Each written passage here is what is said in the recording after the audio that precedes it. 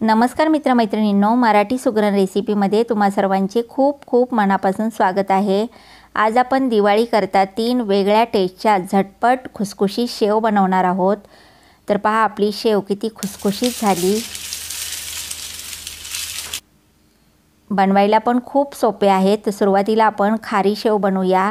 तर याकरता मी एक चाळणी घेतलेली आहे, त्यामध्ये 1 कप बेसन पीठ घातले। मीठ थोडं जादा घालायचं कारण खारी शेव आहे, तर मीठ पण घातले।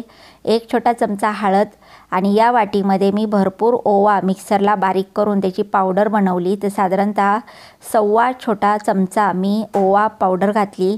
सर्व जिन्नस चाळून घेऊया, म्हणजे ओव्याचे कण, डाळीतले कण असतील तर ते चाळल्या जातील। यामध्ये या चमच्याने 2 चमचे थंड तेलाचं मोहन घातले। तर तेल व्यवस्थित पिठाला मिक्स होईल अशा पद्धतीने चोळून घेऊया। थोडं थोडं आपलं नॉर्मल पाणी घालून शेवचं आपण मध्यम पीठ मळून घेऊया। खूप घट्ट किंवा खूप पातळ पण पीठ नाही बनवायचं। तर पहा या ठिकाणी आपण तेलाचं मोहन घातले, यामुळे आपली शेव छान खुसखुशीत होते, बिलकुल कडक होत नाही। आता ही सोऱ्याची मी छोट्या छिद्राची प्लेट घेतली, ती सोऱ्याला लावून घेतलेली आहे। आतमधून तेलाचा हात पण लावला आहे सोऱ्याला। तोपर्यंत तेल पण आपलं कडक गरम झालं आहे। यामध्ये आता सर्व पीठ भरून घेतले। आता आपण याची शेव बनवूया आणि अशाच प्रकारे आपण सर्व शेव बनवून घेणार आहोत। तर पहा आपण शेवचा वेढा पातळ असा वेढा घातला आहे, म्हणजे शेव व्यवस्थित तळल्या जाते, कच्ची राहत नाही। आणि खालच्या बाजूने 1 मिनिट तळल्यानंतर थोडीशी कडक झाल्यावर आपण पलटी करूया। शेव लगेच तेलात घातल्याबरोबर पलटी नाही करायची, नाही तर तुटल्या जाते। आणि एक साधारणतः तेल कडक गरम असलं की 2 ते 2.5 मिनिटात आपली शेव छान खरपूस तळते। आता आपण लसूण शेव बनवूया। तर मी 4 कांड्या लसूण हातावर फक्त अशा प्रकारे चुरगळून वाटीमध्ये घेतला, याचे पूर्ण टरपलं नाही काढले। आपण या लसणाची आता पेस्ट बनवूया। तर यामध्ये वाटण्याकरता पाणी घालूया आणि एकदम बारीक मी पेस्ट बनवून घेतली। तर लसूण शेवसुद्धा खायला खूप अप्रतिम लागते। आता आपण 1 कप बेसन या चाळणीमध्ये घातले।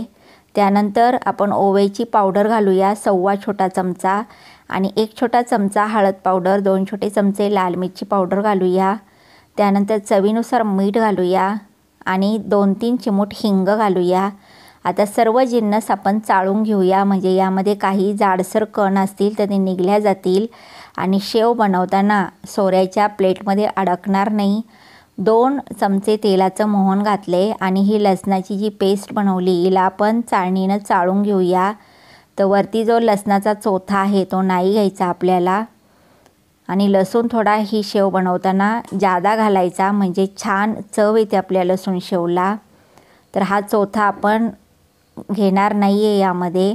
आता आपण शेवचं पीठ तयार करून घेऊया। तर थोडं थोडं पाणी घालून मी पीठ बनवून घेतले पहा। आता हे पण पीठ आपलं तयार आहे। आता शेव बनवायला सुरुवात करूया। तेल कडक गरम आहे पहा। शेवचं पीठ मी सोऱ्यामध्ये भरलेलं आहे आणि अशा प्रकारे पातळ वेढा घातला आहे, म्हणजे ही शेव तळताना मध्यभागी कच्ची राहत नाही। खालच्या बाजूने हलकीशी कडक झाल्यावर पलटी करूया, म्हणजे शेव तुटल्या जात नाही। तर उलट पलट करत आपण 2 ते 2.5 मिनिट हिला कडक तेलामध्ये तळून घेतले। छान खरपूस तळलेली आहे। अशाच प्रकारे आपण सर्व लसूण शेव बनवून घेतलेली आहे। आता आपण मसाला शेव बनवूया। तर याकरता मी 1 कप बेसन घेतले आणि हे बेसन माझ्या घरच्याच हरभरा डाळीचं आहे। यामध्ये पण आपण 1.25 छोटा चमचा ओवा पावडर घालूया। या वाटीत मी साधं मीठ आणि थोडं काळं मीठ घेतले, ते घालूया। 3 चिमूट हिंग घालूया। त्यानंतर अर्धा छोटा चमचा भाजलेल्या जिऱ्याची पावडर, 3 चिमूट काळे मिरे पावडर, त्यानंतर अर्धा छोटा चमचा आमचूर पावडर घालूया आणि अर्धा छोटा चमचा धना पावडर व 1 छोटा चमचा चाट मसाला घालूया।